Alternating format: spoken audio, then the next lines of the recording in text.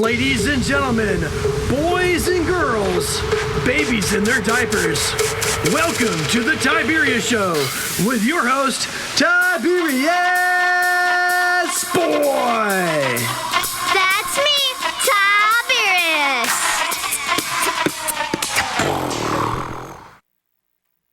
Today, we're going to talk about some very awesome stuff. We have a video game about mining Dogecoins, a book about sharks, and we have a totally awesome guest. Today we have the one, the only, the amazing Rosalyn Kahn. Rosalyn is an award-winning speaker and teaches people how to get on the TEDx stage. Wow, I am so excited to be on the show with Tyrus Boy. I've never been interviewed by a young child your age with such a record and class all over England and 147 shows. Whoa, I am excited. I can't hide it. Yes, I am excited to be here. Well, you're welcome. And today we're going to start off with the video game of the week, and this is going to be a mine. And now it's time for the video game of the week. And now it's time for the video game of the week. Today's video game is Dogecoin Mining Tycoon.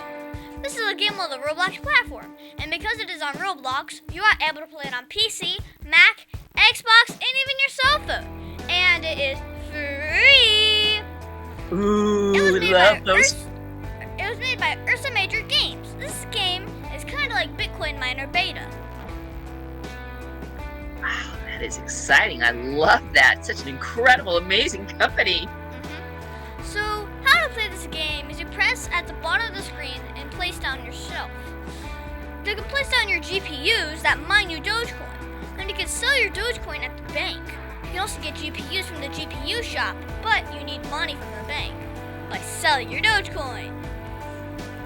After you put your shelf down, then you will put down your GPU, and then you'll be earning Dogecoin. And you can buy more GPUs. Then you can do some quests for the wizard, and then get some cooling for your GPUs so that they don't overheat. It's really cool. So I asked my dad to play with me, and well, he's a math guy. And like 20 minutes later, he was equal to me, and it just blew past me. I don't understand it. So now he comes help me finish quests, but he makes me sometimes do it myself. But now I learned to cheat. So if you put a clip on your keyboard, it can hold down a key for a long time and it will not get you out of the game. So yeah. That is cool. Cheating never prospers though, but if we can win, maybe this could teach us some lessons about life. But it does get you Dogecoin. Dogecoin's what it's all about. I love to win, whatever it takes. Show it to me, baby. I want to win. Well, I give Dogecoin Mining Tycoon 11 out of 10 stars because you get to have control of what you do and use the powers to go all over the map. I like having the quest around just to give me free stuff like money. Money's where it's at, baby. It is.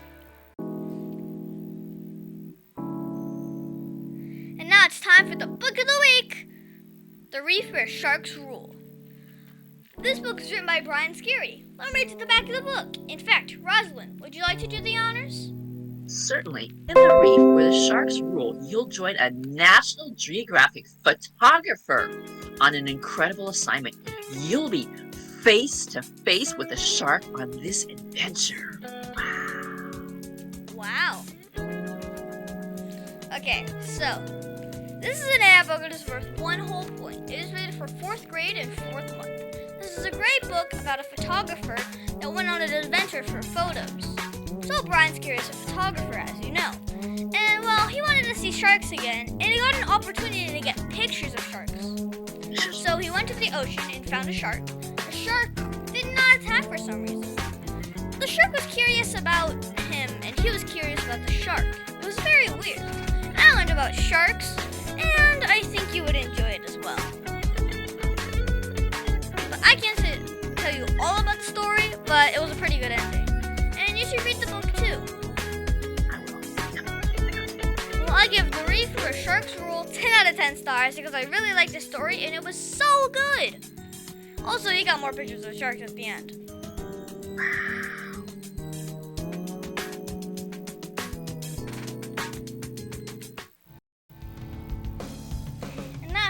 our interview of an interesting person.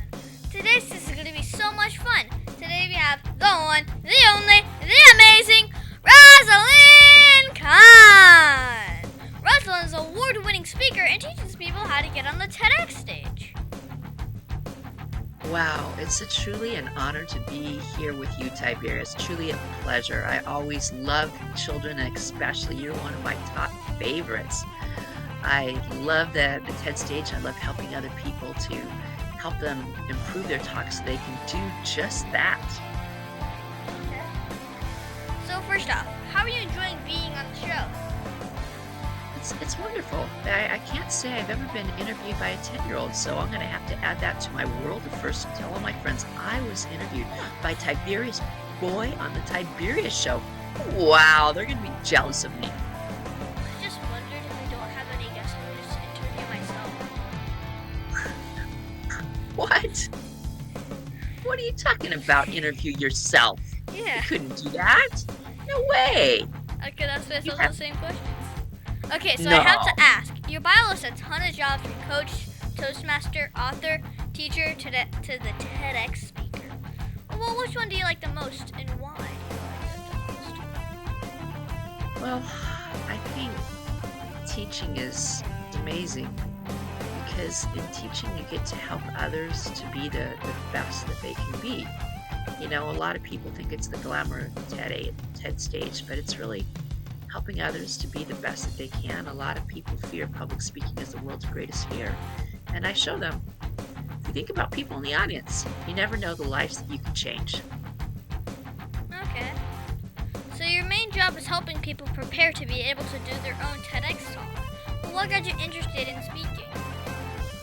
Well, way back long ago, at the age of 13, I had this major important event in my life, and I got to speak in front of 100 people for a religious occasion. It was called a bat mitzvah, and I was in junior high, and I did some public speaking there, and then I got to high school, and I did some more there, and then I got into the professional world. And in the professional world, a friend of mine told me this organization called American Society for Training and Development, and this person introduced me to the TED.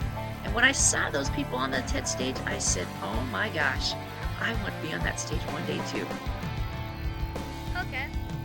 So, how did you decide what you want to talk about? Well, I told you that my favorite passion of all the things that I did was kids. And so when they asked me to come up with something, my first talk was bringing language to life, how I took my students to the theater and how that changed the way they learned English. And I told you teaching people's lives. And that's how I came up with my talk, thinking about things that I love the most and then putting that into a speech. Okay. So what is the best part about being a speaker on the TEDx stage? Well, the best thing is looking out at all those audience there and thinking about the lives that you can change. It's one thing to give a talk, but it's the after effect. You can say that you've been a TED speaker, and many people want to have that opportunity as well. And it just really opens up a lot of doors to connect with other people and help other people achieve their dreams. Okay. So how did you get the inspiration to create your next speech for an event? Well, I always look at what life is going and happening at that time. We recently overcame a pandemic, and I thought about those experiences of the pandemic. Many people think of it as the blues, and I came up with an idea, and it was through new eyes and how the pandemic changed the way that I look at life. And a lot of people are looking at positive inspiration in today's world. Okay. So how do you get the inspiration to create your next speech for an event? Oh my god. What is the hardest part about being a TEDx speaker? Well, a lot of people think it's really easy because those people seem so natural, but in reality, what's happening is I must have rewrote that thing 30 or 40 times, presented it about 30 times, and knowing that you got to keep practicing. You know, the average person spends less than 2% on a speech, and I tell my students it takes far more time to practice than it does to write a speech, and so practice makes perfect, just like you got to practice for the show. Okay, so your bio says that you wrote a book entitled A Message for Tomorrow's Leaders. Can you tell me more about that? Certainly, A Message for Tomorrow's Leaders came out of the pandemic, and during that time there was a process, the academic senate wanted to inspire students to stay in schools. So I came up with this idea to interview interesting, exciting, dynamic people that I could bring out to my class to inspire my students. And when the pandemic hit, the classroom doors were shut, and I had the opportunity to interview a number of different people and then bring them out to place them in my book, and that's what the book is all about. Okay. Well, was it hard to research for this book? Well, it was basically just interviewing people and taking their essays that they had shared with me and converting them into a text format. I have 46 people. One of them is a child by the name of AJ Stunts. He's really a humanitarian. On his post today, he was getting his shot for the COVID virus. He said, you know, we've got to inspire other people to greatness. And he was an author of the book, and he got 732 people who liked his post today. There's another lady by the name of Pink Lady, and she's an 88-year-old superhero. And it's everyone in between. Just want to have stories that inspire people from all different walks of life, and that's what's in there. I think I know AJ Stunts. You do? How do you know AJ Stunts? Well, they say that he's one of the wonder kids of the world. He is a wonder kid of the world. You and him ought to meet someday. You know, I just sent you this application for the American Children of the World. And I'm going to send him that application too. So you better fill out that application I sent you so you can have the chance to possibly meet him live on a Zoom channel. What do you think about that, huh? That might be cool. Yeah. Okay, so since you do so many jobs, do you find it hard to juggle them all? Yeah, it is really hard. I mean, you know, just this weekend I was out at an event which was a pop drop of an organization. Nikki and John Snyder at an inner city in downtown Los Angeles in the South Central, where they were giving food away to people. And then I had to come home and had to get my hair done and styled for this event, and then go to the Palisades where there was an event for a beauty pageant, and then I try and report it all. And it's really hard. The morning comes up, and do I do this or do I do that, or do I talk about Tiberius show? What do I tell on my social media to these people? And I have another event today. And then of course there's schoolwork. It's how do I find them all, do them all? I need someone like your dad to help me work on this. You think he can help me out? I'll tell you what, my dad is good at planning ahead in video games, not basically real life. Oh no. Wow. I guess that's why we get along so well, because we're big global thinkers. That's why he's such a huge computer guy. Wow. So what is the coolest part about being an author? The coolest part about being an author is once you're an author, it gives you instant credibility. Like yesterday, I was out at this center called Project 43, and I handed her a book, and she immediately said, "You're an author? Oh my God. Let's go ahead and do an immediate show here and tell our people, and you're going to have to come back and speak to my guest here. We're going to have you as a speaker." And everybody wants to have somebody who's written a book speak to their audience. So it opens up new doors, new opportunities. It just went like that? Just like that. I brought this great book, and I said, you know, here. And when I handed her the book, she said, let me see here. Oh, we've got everything. We've got the other ones. We've got this one here, which is Dogs and Roses. I know you love Dogs and Roses. And then we have this one here, Random Acts of Kindness for Changing the World. And I know you don't you have that book in front of you? No. Oh.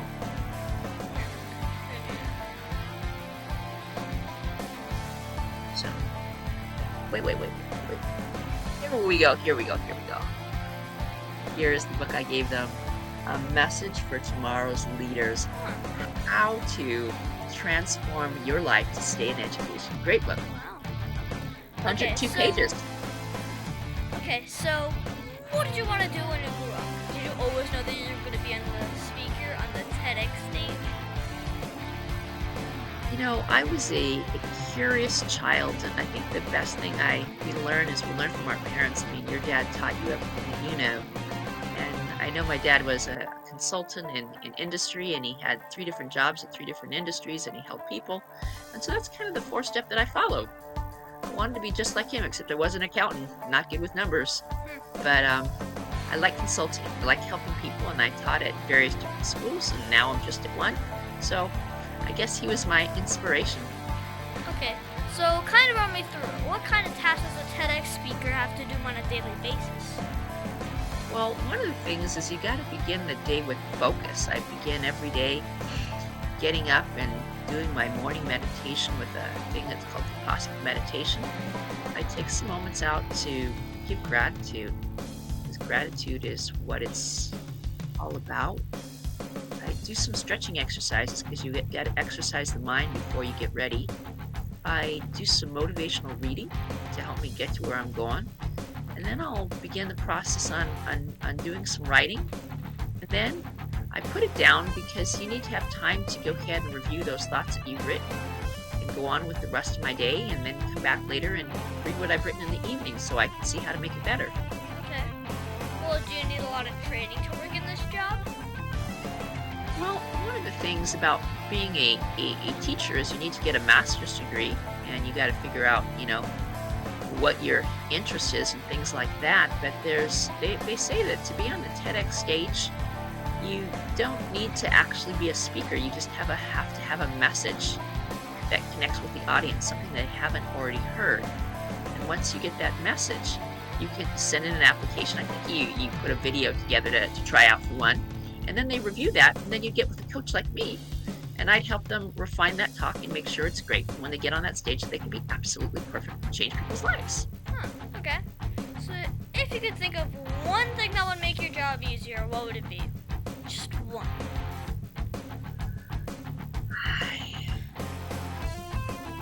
To have a person like you helping me out. Okay. I didn't think that would be your answer, but okay. Yep. So what was that one speech or book that you produced that you are most proud of? Well, I think the speech that I was most proud of was I gave a talk. It was called Coming Around the Curve on My Battle with Scoliosis. And in that book on the battling with scoliosis, I told people that everybody could inspire someone, because we all have disabilities. We all have things that make us different. But if we can all see people like one another, that's what's really important to one another. And when I gave that speech on the TED stage, and they asked the people to come up to a person who influenced them, and a number of kids had walked up to me and said that my speech inspired them because they knew someone that had that disease, and they felt exactly the same way. Wow. So that was pretty much. Well, what was the first job that you ever had? Well, way back long ago, I was a babysitter. Okay. Well, was there anything that you learned from that job to help you be a better TEDx speaker? Well, I learned it was taking care of other people Okay. and making sure they're well taken care of. And that means that you got to include everybody in your circle. It's not just about you, but there's also the loved ones, your family, and your friends. And you got to make sure that they're equally excited about the tasks and things that you're doing. Okay. So what is the craziest thing that has happened while you were doing your passion? Well, the craziest thing while I was doing my passion. Well, there was one time where I was speaking, and it was at my father's funeral, and I was giving this speech, and all of a sudden I went silent. And everybody looked around, and they thought what was going on and what could have happened, and I was so overcome by emotion. And then I refocused, and I came back, and I gave the speech, and my sister said I was going to come up and interrupt you and help you get along, and I said it became a teaching moment. I was able to tell my students, if you're ever giving a speech and something goes on and happens, that you got to recenter, you got to refocus, and pick up pieces where you went back. And that's the most amazing, incredible thing that ever happened in my giving the speech, was forgetting where I was going and using it to help other people. Well, who helped motivate or inspire you the most in following your dreams? Well, there was one gentleman that I met in the experience. His name is John Bates. And John K. Bates was a person who was in the TED world. And I was with some TED organizers, and they had told me to go down and meet people from the TED stage. And, there was another time to meet the people who was training the speakers. And I went in that room and sat in a little chair about the size of a 5-year-old, and everyone introduced themselves. And I said, "Hi, my name's Rosalyn Kahn, and I'm just here to learn." And later on, I was bamboozled by this lady whose name was Kat Haber. She told me she had a number of people that she thought that she could introduce me to. And then I gave a speech about my students in the class. And John said I was like the Jedi of Star Wars. And he and I became friends for life, and he's still friends till this day. And he looks at me as an inspiration for seeing all the things I've gone ahead and done after his lead. Huh.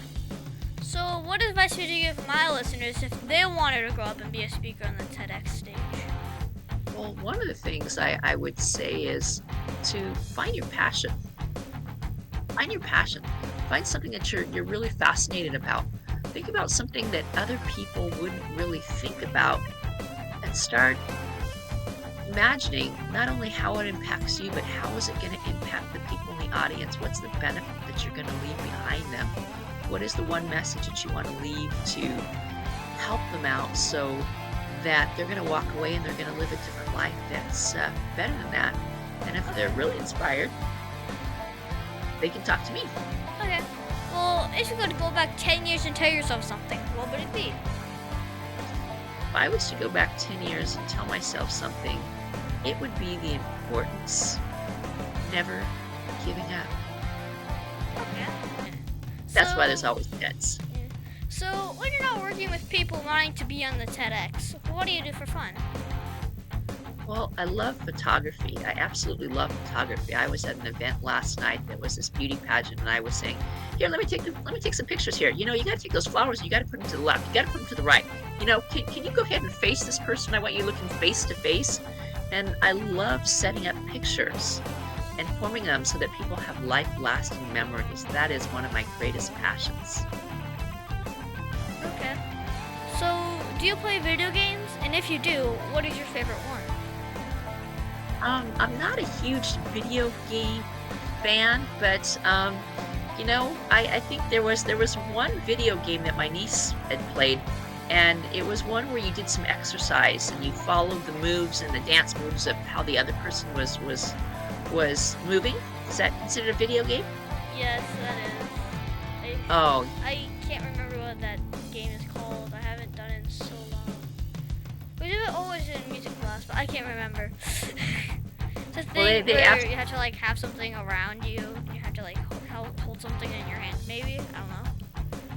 Right. It's one where you put one foot. Do a dance move where you're on one foot. Do a dance where your arms up in the air. Do one where you twist, and you've got to follow the motions that they do. Yep. Okay, so what is your favorite book to read? My favorite book is a message for Tuesday's message for tomorrow's. Tuesday. With cat. It's a book about Maury and lessons from Maury. It's a book that a person goes and he talks to Maury. Maury's on his dying days, and his student comes up in Mitch Albom, I believe is the author's name, and he goes ahead and every day he sits down and there's new questions that he has, and Maury goes ahead and teaches them. Tuesdays with Maury. Okay. Now can you tell me that one story? Remember, this is a kid show. That one story, well, that you're not supposed to tell me about. Come on, you can tell me. Well, this is the one I remember. When I was about your age, there was a friend of mine, and we went in this neighborhood where these new houses were being built. We thought it would be really fun to take and put some dirt in the bathtub, because isn't that what bathtubs are for? Get yourself clean.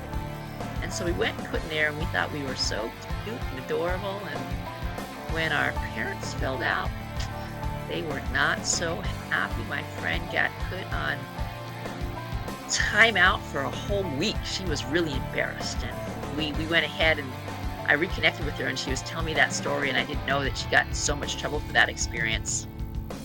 But you don't want to do that. Okay, that's a great life lesson. No wonder why I'm scared of cockroaches.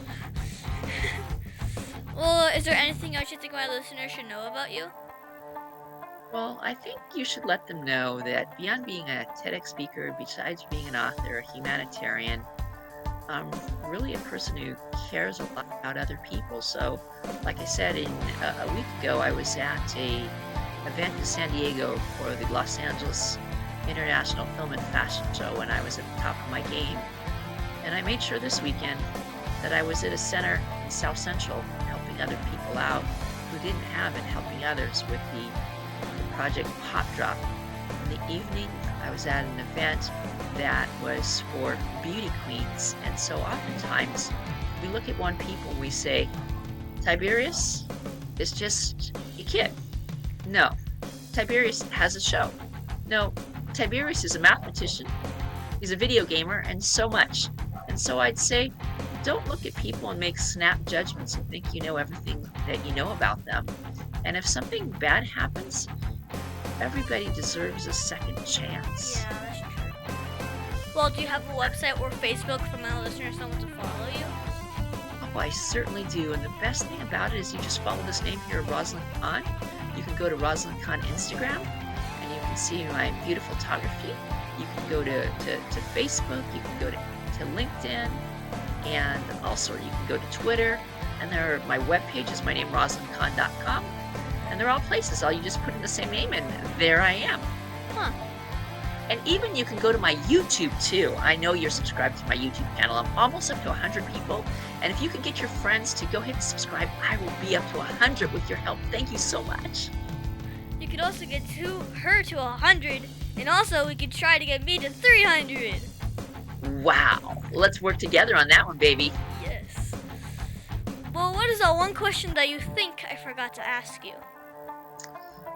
I think that you forgot to ask me, what is the next biggest event I'm doing beyond today? Isn't that the one you wanted to ask? Well, what is it? Well, I've got plenty of events. There's an event that I'm doing on August 6th. I'm going to be interviewed with Lois Coffey on her 5 days before I go show. to school. Yeah, August 6th. And then there's another event coming up on August 8th. I'm going to be with the Carol Reichlander show. It's about technology and teaching English. And if you go to my webpage, RosalynKahn.com, you can find the next place Rosalyn is going to be speaking. Okay. Well, thank you, Rosalyn, for being my special guest. Can you stick around for Math Corners? Oh, I love math. That's my favorite. Yes.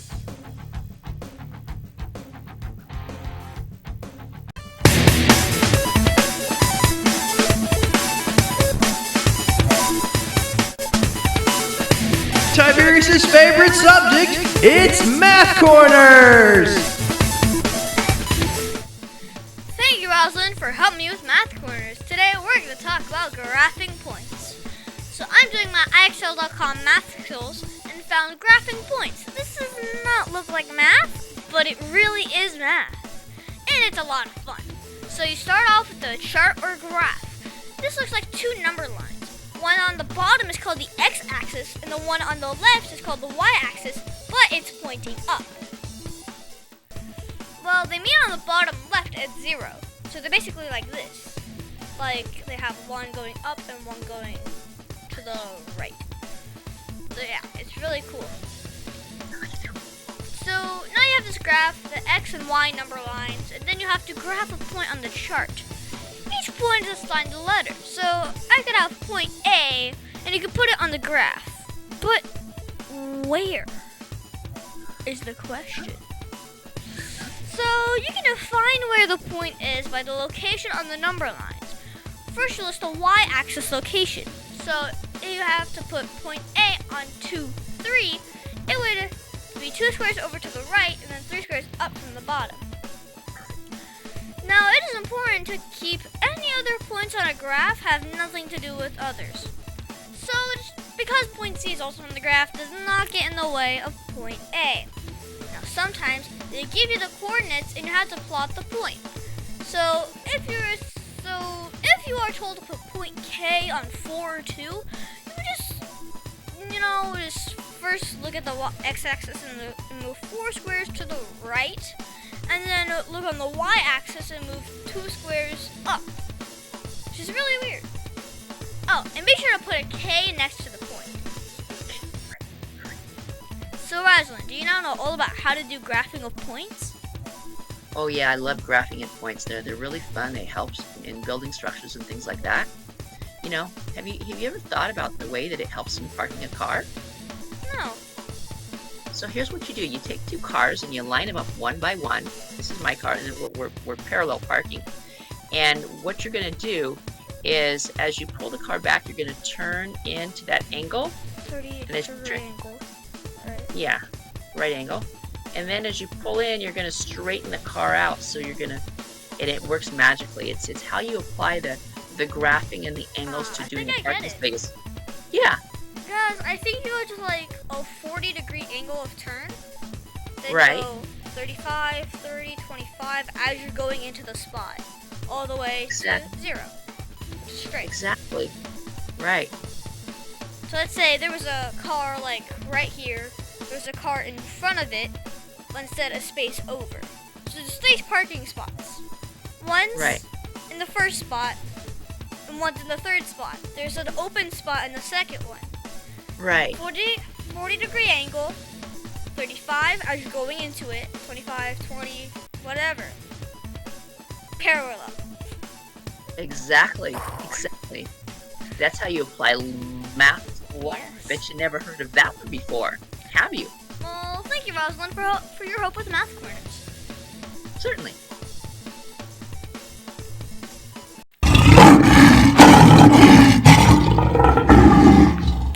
Now it's time for the heart of a lion. As you know, we talk about the qualities of living by the heart of a lion, which stands for leadership, integrity, obedience, and nobility. This week we're going to talk about nobility. For me, I think nobility is remembering we are God's special possessions and acting in a noble way, showing courage and honor.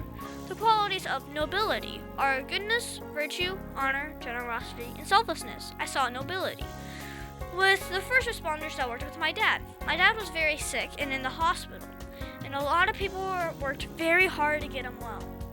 They were very selfless in risking themselves to help others. I am grateful for all the doctors, nurses, techs, assistants, and the respiratory therapists that helped my dad make it out of the hospital. So Rosalyn, did you see or use nobility at all this week? Well, I think nobility was shown in several different ways. The event that I was at, you see, this organization, Project Top Drop, is a company that helps recycle cartridges for computers, and they've decided rather than rewarding their people and giving them bags of candy, they would go ahead and give food to other people in the society. So when we showed up at this place that was in South Central Los Angeles, this lady pulls up and she starts doing this chant, and she starts doing this, thing about, the great work that we're asking. And we're saying, who's this lady?